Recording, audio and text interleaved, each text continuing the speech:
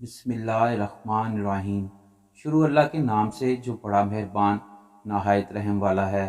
السلام علیکم۔ حضرت عمر رضی اللہ تعالیٰ عنہ کے زمانہ خلافت میں ایک شخص نے ایک بے کس یتیم لڑکی کو اپنی بیوی کے سپرد کیا اور خاص طور پر حفاظت کے لیے کہا۔ وہ شخص جو خود اکثر سفر پر رہا کرتا تھا، ایک دفعہ لمبے سفر پر دوسرے ملک گیا اور کافی عرصہ باہر رہا۔ اس عرصہ میں وہ یتیم لڑکی جوان ہو گئی۔ اس شخص کی بیوی کو یہ خیال ہوا کہ یہ لڑکی تو بہت حسین جمیل نکلی، کہیں ایسا نہ ہو کہ میرا خاوند سفر سے واپس آ کر اس کی خوبصورتی اور جوانی پر فدا ہو جائے اور یہ لڑکی میری سوتن بن جائے۔ اس خوف کے پیش نظر اس عورت نے اپنی چند ہمسایہ عورتوں کی مدد سے ایک دفعہ اس لڑکی کو شراب پلائی، اور جب لڑکی شراب میں بالکل مست ہو گئی تو اس کا پردہ بکارت زائل کر دیا گیا۔ یہ سب کچھ ایک سوچی سمجھی اسکیم کے تحت کیا گیا۔ لڑکی کو بے ہوشی میں کچھ پتہ نہ لگ سکا، اور جب یہ سابق رہے گی، کچھ عرصے بعد اس عورت کا خاوند سفر سے واپس آیا اور اس نے یتیم لڑکی کی خیریت پوچھی تو بیوی نے رو رو کر کہا کہ اس حرام زادی کا کیا پوچھتے ہو، یہ لڑکی فاحشہ ہے، اب یہ کنواری نہیں رہی۔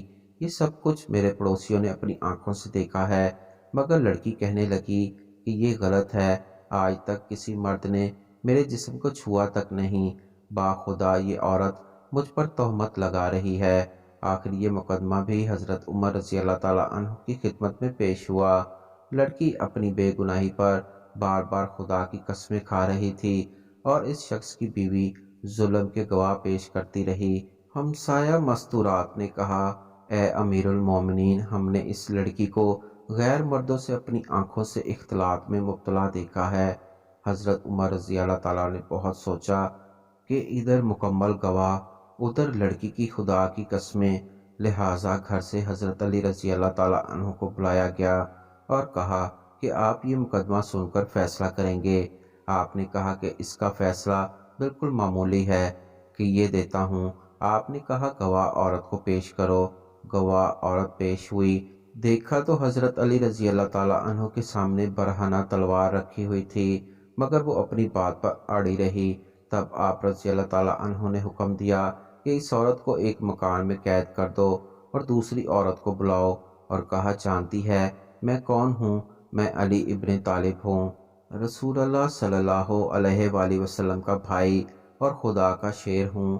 یہ ننگی تلوار دیکھی ہے، اگر جھوٹ بولا تو ابھی گردن اڑا دوں گا، اگر پہلی عورت کی طرح سچ کہہ دیا تو جان بخش دی جائے گی۔ یہ سن کر وہ عورت بلبلا اٹھی اور کہنے لگی، یا علی میری جان بخش دیں، میں بھی پہلی عورت کی طرح سچ کہہ دیتی ہوں۔ فرمایا کہو۔ کہنے لگی، یہ عورت بالکل بے گناہ ہے، ہم نے اس کا کوئی بھی گناہ نہیں دیکھا، بلکہ اس شخص کی بیوی نے اس خطرے کے پیش نظر کہ اس حسین و جمیل لڑکی سے اس کا خاوند شادی نہ کر لے، کیسے یتیم لڑکی کو شراب میں مدہوش کر کے ہماری مدد سے اس کا پردہ بکارت زائل کر دیا۔ آپ رضی اللہ تعالیٰ عنہ یہ سن کر اللہ اکبر کا نعرہ بلند کیا اور سب کو اپنے سامنے بلا کر یہ فیصلہ سنایا کہ اس شخص کی بیوی پر تہمت کی حد جاری کی جائے اور اس کو اس کے خاوند سے الگ کر دیا جائے، اور ان چاروں کو عورتوں سے بکارت کا قصاص 400 درہم لے کر اس یتیم لڑکی کو دے دیے جائیں۔